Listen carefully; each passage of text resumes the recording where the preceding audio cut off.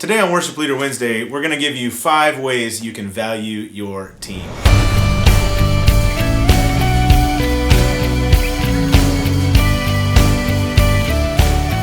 Your team may be the most important thing you have as a worship leader. They may be volunteers, they may be paid staff, they may be paid sort of contract musicians, that kind of thing. However your church does it, you have a team of people that come together that make things happen on Sunday morning. And so it is important for you as a worship leader to value them and to make them feel like they're part of something special. Yeah. And that's your job, to set that culture as a worship leader. So there's going to be a link below where you can get this as a free PDF, these 5 ways you can value your team. We encourage you to download that, print it off, read it often, remind yourself, and just use it as a reminder how important this really is. That's good. So Fuller, what's number 1? How can we value people? Yeah, so the first way I think to value people is to build community. Yeah. No one just needs one more thing to do.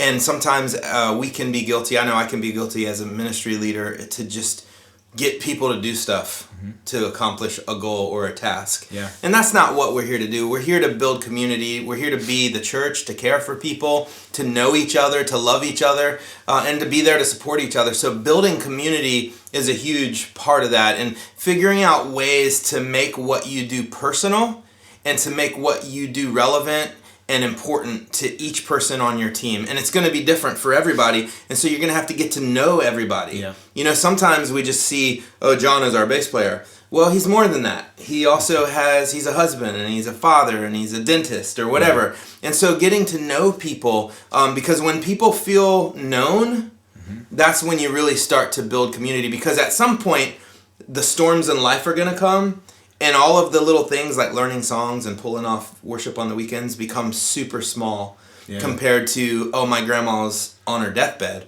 or my son's in the hospital. That's when you really start becoming the church. So building community is very important. So what are some ways we can do that with our team? It's as simple as, hey, you want to go grab lunch this week? Or you want to, or maybe it's just an email during the week or whatever. But whatever it is getting to know each other and asking questions. Hey, how's your family?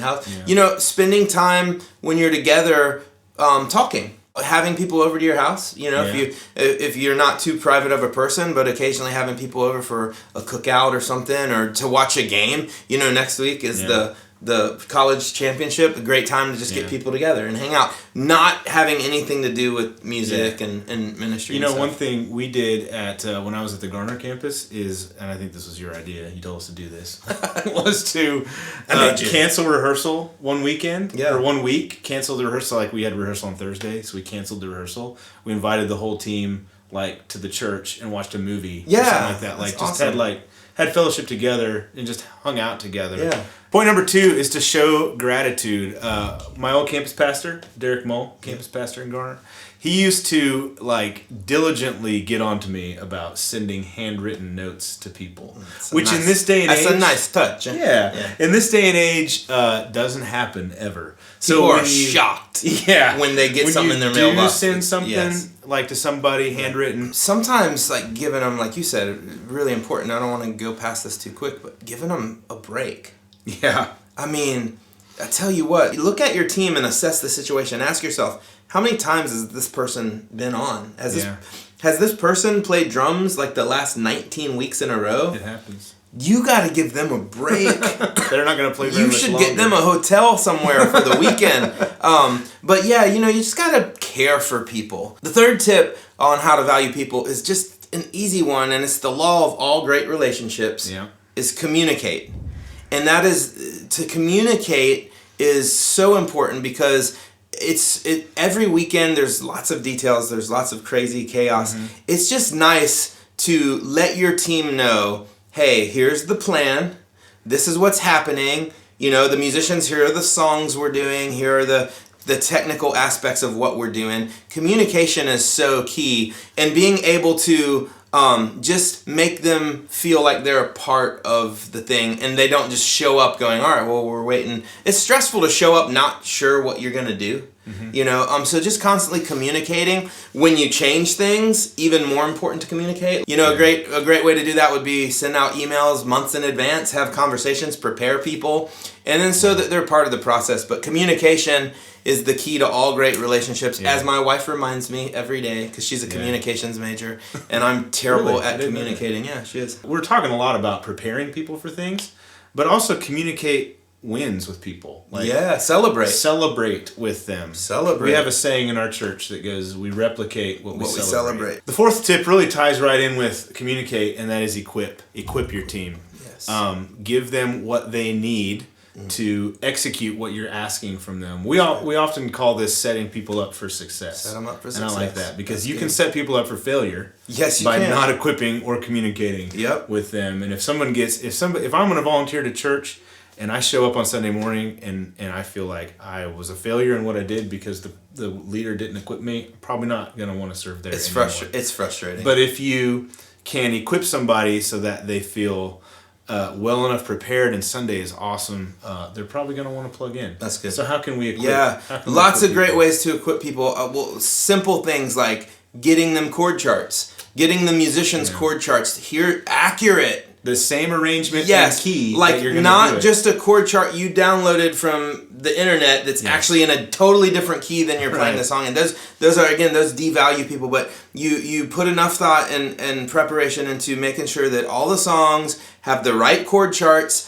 All the arrangements are laid out. Hey guys, this is how we're doing it. We're not going to make changes. Equipping them well. Here's the demo of the song. Here's the way we're doing it. Here's the chord chart. Yeah. All of the things. Making sure their schedule is clear. Whether you use PCO or some sort of planning software or a spreadsheet, or maybe it's just email, but communicating and just making sure here's you're serving at this time. This is the rehearsal, and here are all of the things that you need to be successful. So the final tip for valuing your people is very simple. It requires no talent, and it's simply be prepared. You yourself as the leader should be the most prepared person that's in the room, because what that does is it instills confidence from all of the people into you that no matter what happens, and no matter what goes wrong, and things will, that you've got it under control. And when you step up into that kind of atmosphere of leadership, people they're comforted. They'll follow you. Yeah. If they know you're prepared, and it just takes a little extra time. Be prepared. Be punctual. Don't ever be late. Don't ever be late. On time is not good enough. No, either. I like to be everywhere an hour early. So if rehearsal's at 6:30, I'm there at 5:30. As the worship leader. As the person that's in charge. Yes. And even when I have things that I'm not in charge, I usually show up 30 minutes early. Yeah. That's just life in general. Always be prepared. So we've already had our 5 tips, but there's a bonus tip here. And that is to pray for your people. And it's extremely important. And believe in faith that God is going to answer your prayer. If you know people on your team who are going through difficulties in life, pray for them. If great things are happening, thank God alongside them. Yeah, praise Him. Praise God for what God is doing. Pray for Sunday mornings for your team. Pray for your rehearsals that things would come together well. What we do on Sunday, part of what worship is an offering to God. So pray that your offering of worship would be pleasing to God. Pray for humility on your team. Pray for excellence.